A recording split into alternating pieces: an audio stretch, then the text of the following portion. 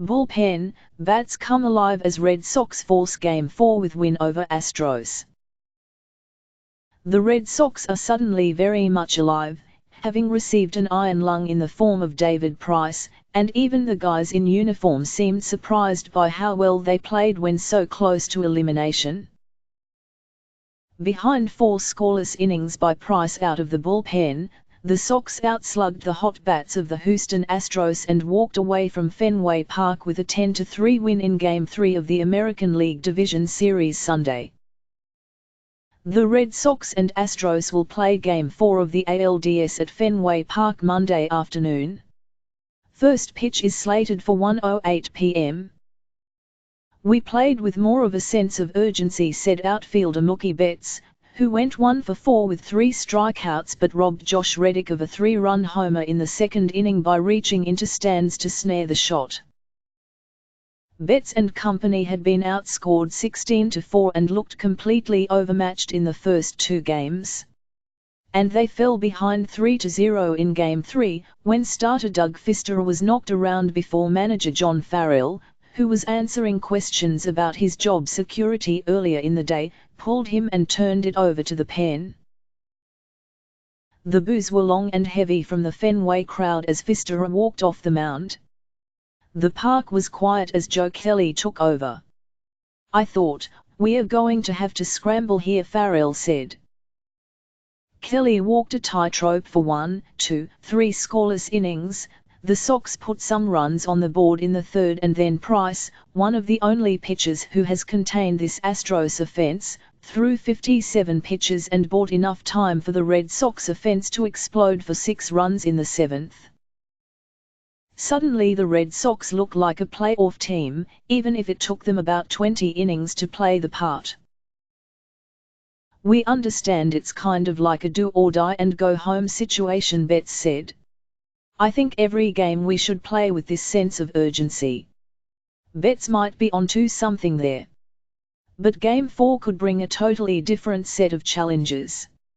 A steady dose of rain is in the forecast for Monday, and Price said he'd be available for Game 4, but that seems unlikely after his 57-pitch outing became his longest since the 22nd of July, when he was still a starter. It would also be a stretch to ask for another inning or 2 out of Kelly, who has thrown 2, 3 scoreless this series. Between Price and Kelly, the Red Sox have gotten 9, 1, 3 scoreless innings. All other Red Sox pitchers have combined to give up 19 runs in 1, 5, 2, 3 innings.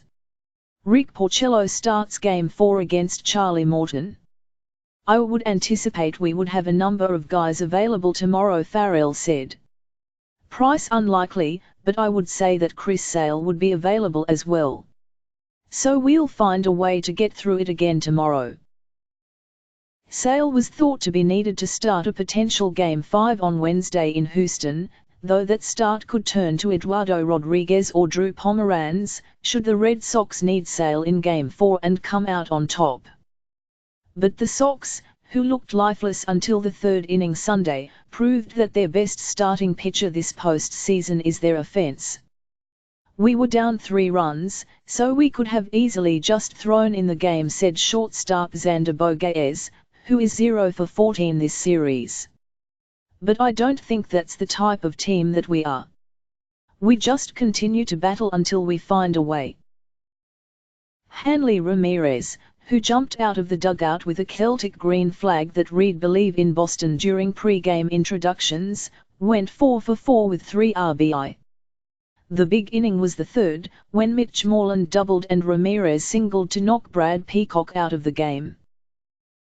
Rookie Rafael Devers then smacked his first postseason homer for a 4-3 lead, launching a hanging slider from lefty Francisco Liriano deep to right field and twirling his bat in one hand while smiling big on his way to first.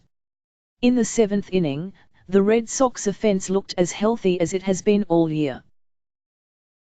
With the bases loaded, Ramirez lined a 2-run double to center, Devers blooped an RBI single to left, and then Jackie Bradley Jr. cranked a 3-run shot to right field that popped out of the glove of Josh Reddick, and into the bleachers for a 10-3 Sox lead. The Red Sox are in this thing. We don't want to relax, Bradley said. Everybody always talks about, you need to relax. Relax for what?